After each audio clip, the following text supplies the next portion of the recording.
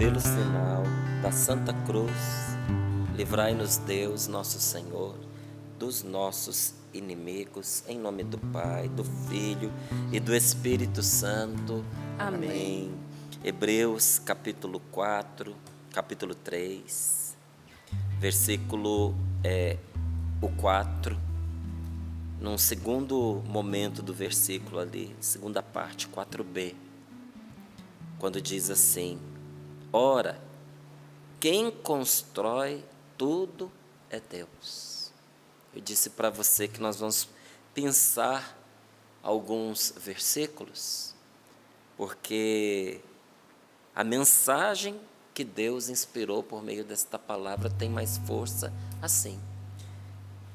Então, versículo 4b diz: ora, quem constrói todas as coisas é Deus. Versículo 6, segunda parte: e sua casa somos nós. A casa que Deus constrói somos nós, desde que conservemos até o fim a confiança e a altivez da esperança. Desde que conservemos até o fim a confiança e a altivez da esperança. Por isso, como diz o Espírito Santo, hoje, se ouvirdes a sua voz, se ouvirdes a voz de Deus, não endureçais os vossos corações. Versículo 12: cuidai, irmãos, que não se ache em algum de vós um coração desviado pela incredulidade. Que ninguém se afaste do Deus vivo. Antes, animai-vos uns aos outros, dia após dia, enquanto ressoar esse hoje, para que nenhum de vós fique endurecido pela sedução do pecado. Pois tornamo-nos parceiros de Cristo, contanto que mantenhamos firme até o fim a nossa constância inicial. Palavra do Senhor. Graças a Deus. Graças a Deus. Ora, quem constrói tudo é Deus. Tudo de bom, tudo de verdadeiro, tudo de feliz, tudo de santo que acontece na nossa vida, tudo isso é construído por Deus. É Deus quem constrói todas as coisas. E as coisas ruins, Márcio? As coisas ruins não são construções, são desmantelos. Só Deus edifica, só Deus constrói. Tudo que tem acontecido na sua vida, que tem construído você, é de Deus que vem, meu amigo. As pessoas que surgem na sua vida, aqueles que te estendem as mãos, as verdades que você não sabia e aparecem diante dos seus olhos, para desbaratar toda fantasia, todo engano, toda ilusão, toda mentira, é de Deus que vem essa verdade. Um conhecimento que antes você não possuía, agora possui. Uma habilidade que de repente você descobre que estava dentro de você. Muitas vezes, uma habilidade que vem à tona nos momentos mais duros, mais difíceis, mais tenebrosos. E a gente pensando que aquele momento seria um momento de ruindade, de desgraça na vida da gente, mas não, Ele nos espreme para fazer brotar de nós o que tem de melhor. E em todas essas coisas, a providência de Deus está agindo em nosso favor, porque quem constrói tudo é Deus. Porque aqui está falando dos construtores. Está falando aqui que toda casa tem um construtor. E você é a casa que Deus está construindo. Você não está terminado. Você é uma obra em andamento. O Senhor te criou, mas não te acabou ainda.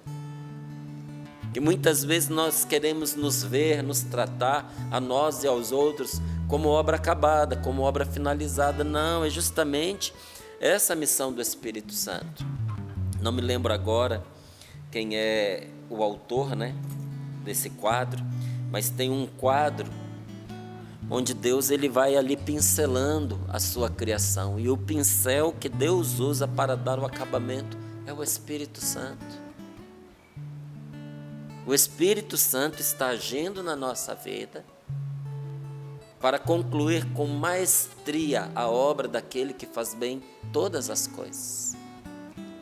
Então tenha paciência com você também, tenha compaixão consigo mesmo e entenda que você não é uma obra terminada, que o Senhor está construindo você. E tem hora que Ele usa um formão, tem hora que Ele usa uma marreta, e dói, o golpe da marretada. Tem hora que Ele usa um serrote, outras vezes Ele usa uma faca.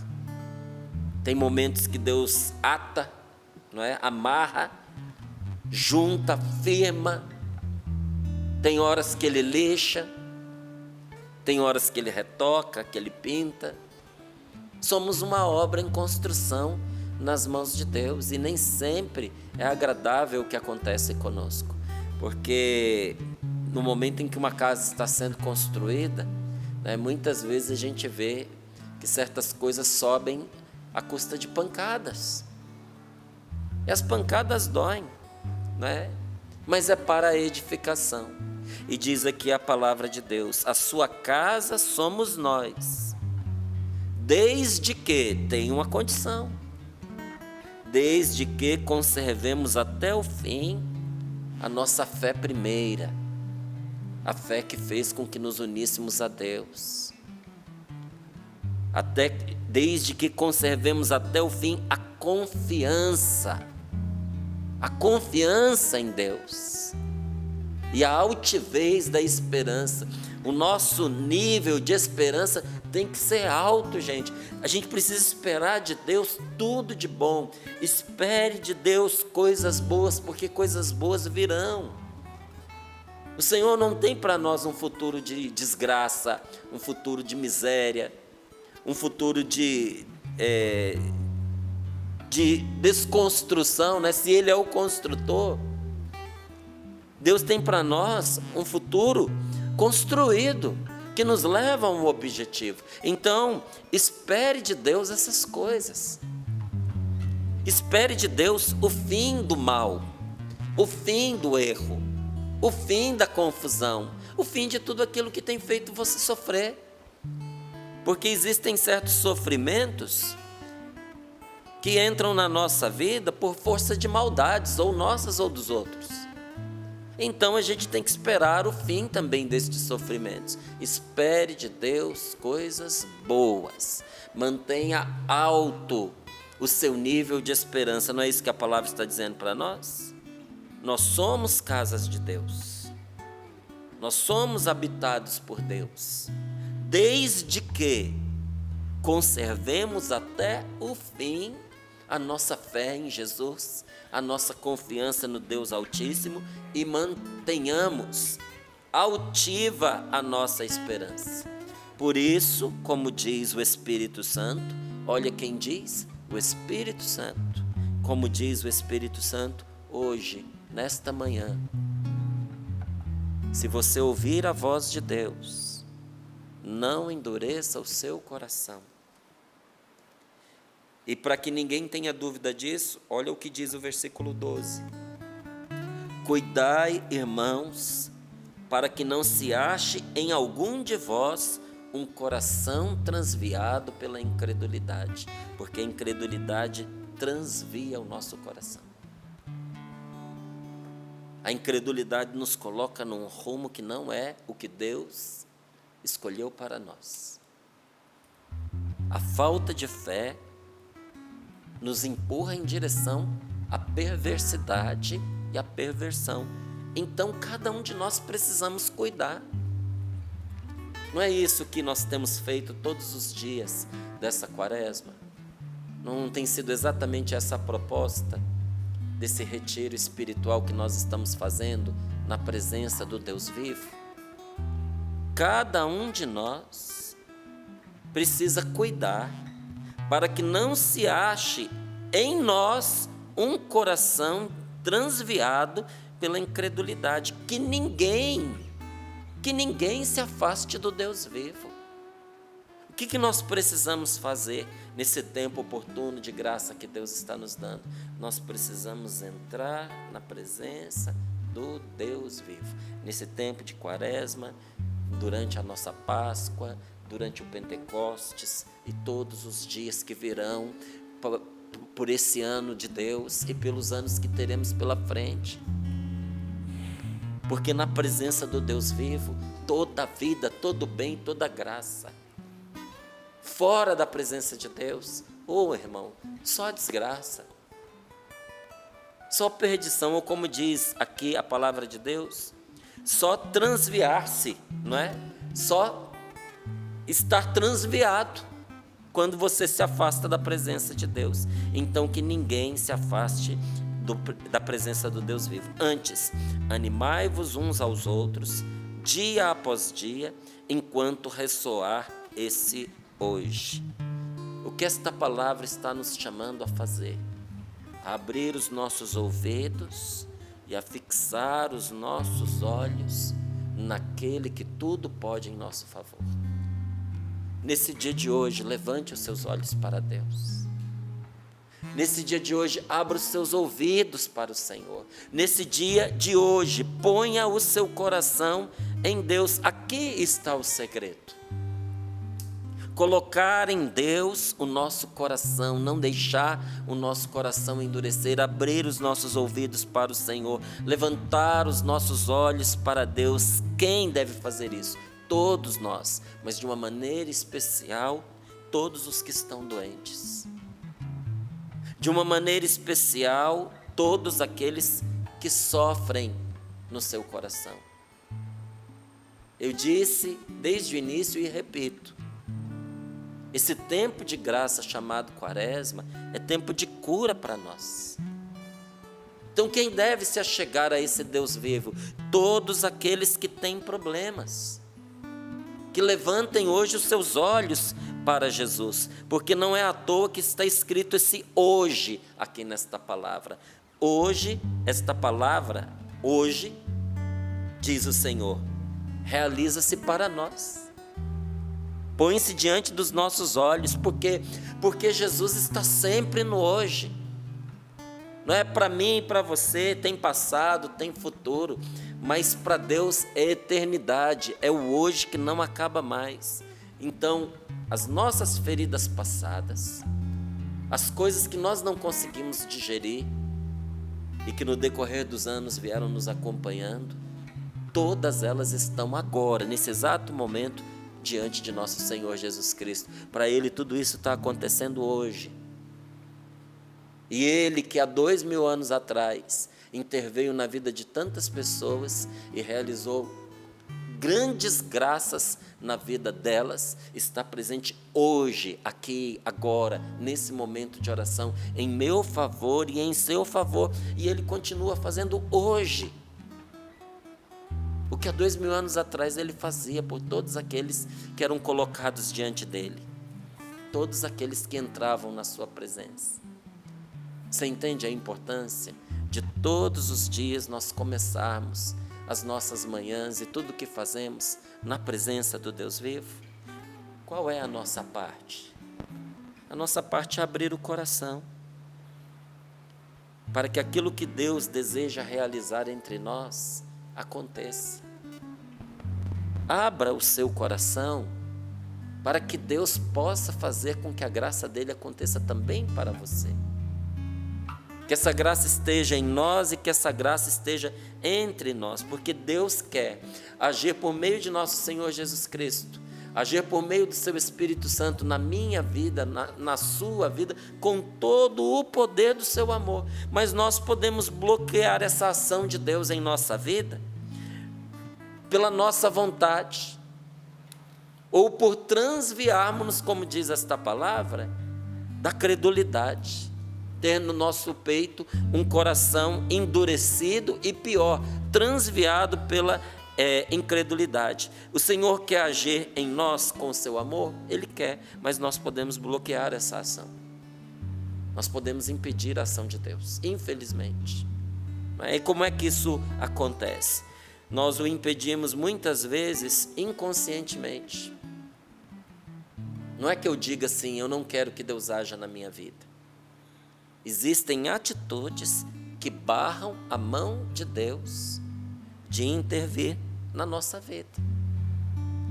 Existem atitudes nossas que impedem a Deus de se manifestar em nosso favor. Manifestar para nós que Ele é a ressurreição, que Ele é a vida. E é importante muitas vezes nós tocarmos nesse ponto. E uma das coisas que mais impedem a ação de Deus em nós e por meio de nós é a falta de fé. Você não leu comigo nesta palavra? Por duas vezes não, mais vezes diz isso. Ali no versículo 6b, e sua casa somos nós, desde que conservemos até o fim a nossa confiança. E aqui confiança é fé. A confiança e a altivez da esperança. Aí lá no versículo 12, cuidai, irmãos, que não se ache em algum de vós um coração transviado pela falta de fé, pela incredulidade. Porque pela falta de fé e pela incredulidade, a gente se afasta do Deus vivo. Antes, animai-vos uns aos outros, dia após dia, enquanto ressoar esse hoje, para que nenhum de vós fique endurecido pela sedução do pecado. Pela falta da fé, nosso coração vai se endurecendo, porque sem fé o pecado toma conta de nós. E por fim, termina dizendo, nós nos tornamos parceiros de Cristo, contanto que mantenhamos firme até o fim a nossa confiança inicial, a nossa fé dos primeiros dias. Como é que nós mantemos esta fé dos primeiros dias? Como é que nós nos unimos e nos tornamos parceiros de nosso Senhor Jesus Cristo? Vou até ver aqui, exatamente esta palavra, tornamo-nos parceiros de Cristo, ou seja, tudo que fazemos temos Jesus ao nosso lado, fazendo par conosco. Quem é o parceiro? É aquele que faz as coisas comigo aos pares. O parceiro é aquele que não me deixa estar sozinho no que eu vou fazer. Se eu sou parceiro dele, naquilo que ele faz, eu estou com ele. E se ele é meu parceiro, naquilo que eu faço, ele está comigo. A fé nos torna parceiros de Cristo. Tudo que nós fazemos pela fé, Cristo está conosco. E é isso que vai enchendo de poder a nossa vida. E foi isso que os apóstolos viveram. Quando você olha, né, para essa questão da fé e vê como isso se manifestou na vida de Pedro. Pedro com uma pregação, mas cheia da força de Deus. Porque nós podemos fazer pregações sobre tantas coisas. Podemos fazer uma pregação até contra Deus.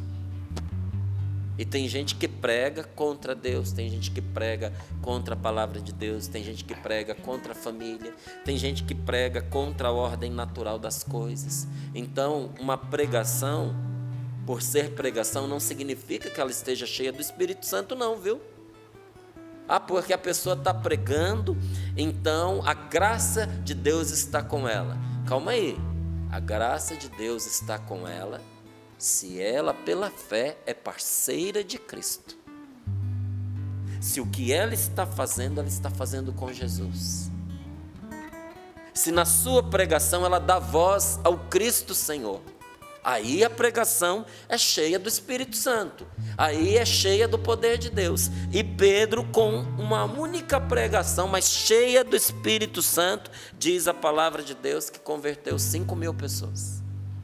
Sem contar mulheres e crianças. É gente. Por que muitas vezes, apesar de tantas tentativas, a gente não consegue trazer uma só pessoa para Deus. Você já se perguntou? Hoje, 1000 palavras, 10.000 palavras, 1 milhão de palavras, não é o bastante, dependendo da boca de quem saia, para trazer uma só pessoa para junto de Deus. Aí eu te pergunto, mas o discurso era a respeito da Sagrada Escritura. Mas a pessoa estava falando, e falando até bem de Jesus. Por que não foi capaz de mudar a vida de alguém? Está faltando alguma coisa. O que é que está faltando? Está faltando o poder do Espírito Santo? O Espírito Santo não está sendo mais derramado? Não, falta contar com Jesus. Falta pela fé ser parceiro de Jesus. Falta trazer Jesus para tudo aquilo que nós fazemos, porque olha o que nos diz o próprio Senhor: sem mim nada podeis fazer. Falta confiança nas promessas de Deus. Não é uma promessa de Deus que diz: imporão as mãos aos enfermos e eles ficarão curados? Mas nós temos dificuldade de acreditar na palavra de Deus. Nós temos dificuldade de acreditar nas promessas do Senhor. Nós somos investidos do poder do Senhor que Ele dá a quem quer. Mas para isso a palavra aqui tem um contanto. Contanto que pela fé nós sejamos parceiros de Cristo. Que nós não abandonemos a nossa fé nele. Que nós não deixemos de lado a nossa confiança inicial, que nos mantém constante até o fim, que nós não deixemos de esperar neles. Então, 2 coisas importantes aqui, a partir desta palavra: nunca cair no erro de duvidar. Fé, tá? Fé. Nunca cair no erro de duvidar do que pode o amor de Deus, porque o amor de Deus pode tudo. Pode, inclusive, o que você está mais precisando nesta manhã. Pode, inclusive, aquilo que te disseram que não pode mais ser feito. O amor de Deus tem o poder de fazer retroceder as coisas. Porque eu e você não podemos voltar no tempo, mas o tempo está nas mãos de Deus. Eu e você não podemos voltar no passado, mas o nosso passado é presente para Jesus. Jesus pode interferir no nosso passado agora, nesse momento de agora, nesse dia de hoje, curando-nos das marcas ruins que se firmaram em nós a partir do que aconteceu. Então nunca duvide do que pode o amor de Deus. O amor de Deus pode mudar as circunstâncias? Pode. Pode converter os corações mais duros? Pode. Pode reconstruir um relacionamento destruído? Pode. Pode devolver a sua saúde emocional? É uma das coisas mais fáceis para Deus, porque isso é natural quando nós vamos nos unindo a Ele. O Senhor organiza o nosso coração por dentro. Deus põe em ordem até os nossos pensamentos, você sabia? Nunca duvide do que pode o amor de Deus, mas também nós não devemos pensar minimamente que o poder que nós recebemos de Deus nos pertence, que somos nós quem fazemos as coisas. Então, 2 coisas aqui nós precisamos ter para manter a nossa fé saudável. Primeiro, entender que quando entra o amor de Deus e nós somos parceiros de Cristo e Cristo está conosco, tudo é possível, porque o amor de Deus não tem limites. Mas ao mesmo tempo nós precisamos entender que essa força que nós recebemos, essa graça que nós recebemos, que nos levanta, que nos põe de pé, que nos faz continuar, não provém de nós, nem do nosso otimismo, nem das nossas motivações simplesmente, mas do próprio Senhor, é poder de Deus que se manifesta para nós. Então, fé, irmão. Nesse dia de hoje, diante da palavra de Deus, fé. Porque casos desesperados não existem. Nós é quem desesperamos das pessoas, nós é quem desistimos das situações, mas não nosso Senhor. Para Deus, nada é impossível. Não existem casos desesperados para nosso Senhor Jesus Cristo. Se Ele ressuscita os mortos, o que é que Ele não pode fazer? Se Ele é capaz de tirar do túmulo alguém que já estava lá, apodrecendo e fedendo, o que é que Ele não é capaz de fazer? Então só se desespera quem não conhece a Deus. E eu te pergunto, você conhece a Deus? Você mantém a sua fé nele? Fé em Jesus. Fé nas promessas de Deus para você. Fé, jamais dizer que alguém é um caso perdido. Porque nós tomamos a liberdade de qualificar as pessoas segundo esses critérios. Esse daqui passa, aquele dali não passa, esse daqui está perdido, esse daqui está salvo, esse daqui é santo, aquele de lá não é. Olha, eu desisti de estabelecer esses critérios, porque só Deus sabe quantas vezes eu julguei e falhei. E às vezes aquilo que a gente elege, que a gente escolhe, que a gente promove e que a gente acha que é o suprassumo do que existe de melhor, às vezes depois que a gente conseguiu fazer essa escolha, a gente percebe que não era nada daquilo que a gente pensava, que a gente se equivocou profundamente, que a gente julgou mal aquela situação, que a gente julgou mal aquela coisa, que a gente julgou mal aquela pessoa, e o contrário também. Às vezes aquela pessoa, aquela circunstância, aquele caminho, aquele serviço que se nos apresentou, parecia tão fraco, tão vazio, não é? Parecia uma coisa desprezível e, no entanto, todo bem nos esperava ali. A graça de Deus nos esperava naquilo que aos nossos olhos não fazia o menor sentido. Então tenha fé em nosso Senhor. E confie mais nele do que nos seus critérios de justiça. Confie mais em Deus do que no seu fraco discernimento. E entenda isso. Para Deus não existem casos perdidos. Muitas pessoas lutam com problemas, sabe? Problemas difíceis que as esmagam. Às vezes a gente julga mal uma pessoa que somente é doente. Às vezes a gente está julgando mal uma pessoa que é escrava dos próprios vícios. Mas Jesus veio romper nossas cadeias. Então, quando nós gritamos como aquele cego de Jericó, Jesus, filho de Davi, tem compaixão de mim, sabe o que Jesus nos responde? Ele nos responde dizendo: o que queres que eu te faça? E diante dessa pergunta que Jesus nos faz, o que queres que eu te faça? Faça você também essa pergunta a Jesus ou ao Espírito Santo. Senhor, nesse dia de hoje, página 92 do nosso retiro espiritual. Bom dia, meu Senhor. Bom dia, Jesus. Bom dia, Espírito Santo. Qual é a graça de hoje? Diz aqui na página 92, está escrito que aquele que constrói todas as coisas é Deus. Aquele que constrói todas as coisas habita em nós, desde que não o abandonemos. Deus habita em você, aquele que tudo pode, desde que você não o abandone.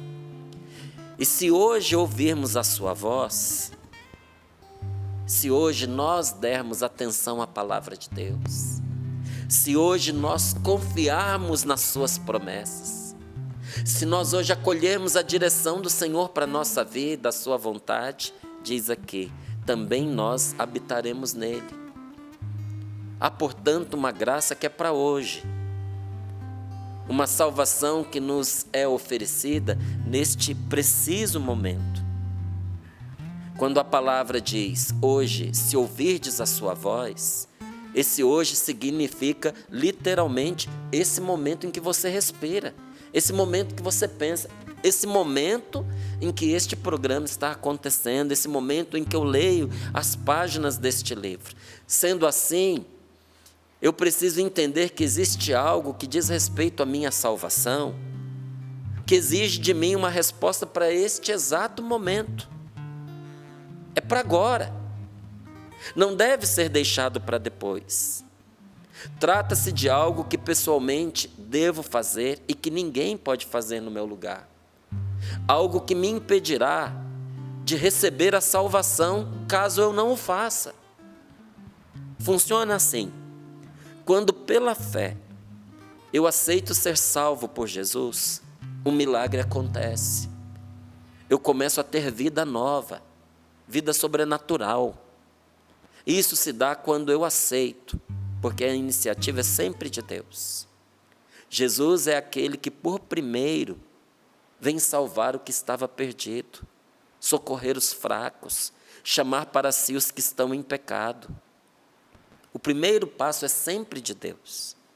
E a parte que me cabe é confiar nele, é permitir que ele me salve, de graça, por pura misericórdia.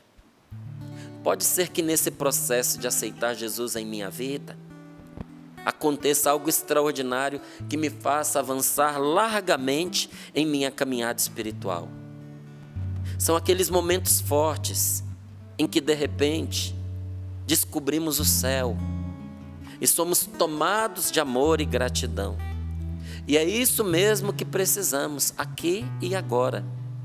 Reviver a poderosa unção que recebemos de Deus em nosso batismo, para que ela nos arranque de uma vida estagnada e nos arremesse para o alto, rumo ao céu. Não é isso que também você está precisando? E se você virar a página, ali, na página 95, como fazer essa escolha? Como fazer a escolha mais importante, a escolha mais gloriosa de sua vida.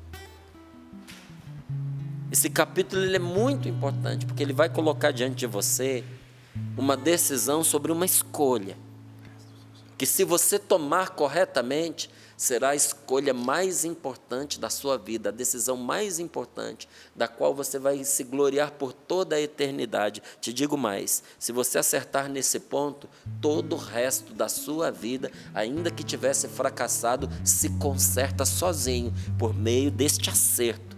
Que escolha é essa? Como vamos fazer essa escolha? Você vai pegar ali na página 95, já no finalzinho, ali no último parágrafo, e vai direcionar você para essa escolha. Eu quero que você tenha a oportunidade de fazer isso em oração, no momento de quietude, só você e Jesus, na intimidade do Senhor, porque é uma escolha que muda toda a vida da gente, se nós tivermos a ousadia, a coragem, o atrevimento de fazê-la. E você tem coragem? Sabendo que isso vai ter como reflexo na sua vida uma reconstrução, uma retomada, um recomeço, ou até mesmo o começo de uma vida sobrenatural para você, de uma vida nova. Então, para que nós estejamos ainda mais preparados, eu quero convidar você a rezar conosco um pouquinho agora. Aqui na página 96, eu coloquei para você uma oração que o Padre Pio costumava fazer. Conhece São Padre Pio? Um homem que enfrentou grandes lutas espirituais, contemporâneo nosso, e por meio do qual Deus realizou muitos milagres. Ele tinha uma oração em especial, uma oração de intimidade com Deus, que eu gostaria de convidar você a fazer agora. Se puder, feche os seus olhos, coloque as mãos sobre o seu coração e vá dizendo baixinho, vá repetindo, vá tomando posse dessas palavras enquanto eu rezo com você. Ficai comigo, Senhor, porque vossa presença me é necessária para não vos esquecer. Bem sabeis quão facilmente vos abandono. Ficai comigo, Senhor, porque sou fraco e preciso de vossa fortaleza para não cair tantas vezes. Ficai comigo, Senhor, porque sois minha vida, e sem vós me esmorece o fervor. Ficai comigo, Senhor, porque sois minha luz, e sem vós me acho em trevas. Ficai, Senhor, comigo, para me mostrardes vossa vontade. Ficai, Senhor, comigo, para eu ouvir a vossa voz e seguir-vos. Ficai, Senhor, comigo, porque desejo amar-vos muito e estar sempre em vossa companhia. Ficai, Senhor, comigo. Se quereis que eu vos seja fiel. Ficai comigo, Jesus, porque minha alma, conquanto seja paupérrima, todavia quer ser para vós um habitáculo de consolação, um ninho de amor. Ficai, Jesus, comigo, que entardece e o dia se vai. Isso é, a vida passa, a morte se avizinha, avizinha-se o juízo, a eternidade. E é mistério redobrar minhas forças para não desfalecer no caminho, e para tal preciso de vós. Entardece e vem a morte. Inquietam-me as trevas, as tentações, a aridez, as cruzes, as penas. E ó, como preciso de vós, meu Jesus, nesta noite de exílio. Ficai, Jesus, comigo, pois preciso de vós nesta noite da vida e dos perigos. Fazei que eu vos conheça, como vos conheceram os discípulos de Emaús a partir do pão. Isto é, que a união eucarística seja a luz que dissipa as trevas, a força que me sustenta e a única felicidade do meu coração. Ficai, Senhor, comigo, porque ao chegar à morte, quero estar unido a vós, se não pela santa comunhão, ao menos pela graça e pelo amor. Ficai comigo, Jesus. Não vos peço vosso divino consolo, pois não o mereço, mas o dom de vossa santíssima presença, sim, eu vou lá peço. Ficai, Senhor, comigo. Busco somente a vós, o vosso amor, a vossa graça, a vossa vontade, o vosso Espírito, porque vos amo e não peço recompensa alguma, senão o aumento de amor do meu coração, amor sólido, prático, amar-vos com perfeição por toda eternidade. Assim seja. Com a sua mão sobre o seu coração, diga: ficai comigo, Jesus. Ficai comigo, Senhor. Ficai comigo, Senhor. Ficai comigo, Divino Espírito de Deus. Ficai comigo, ó Pai Celestial. Ficai comigo, ó Pai Celestial. E vamos pedir ao Senhor que escreva no nosso coração esse propósito de hoje. Qual vai ser o nosso propósito nesse dia de hoje? Está aqui na página 98. O que nós vamos fazer? Vamos fazer o seguinte: lembre alguém do quanto você o ama. Vá até essa pessoa. E se não for possível você ir até essa pessoa para lembrá-la do quanto você a ama, ligue para ela.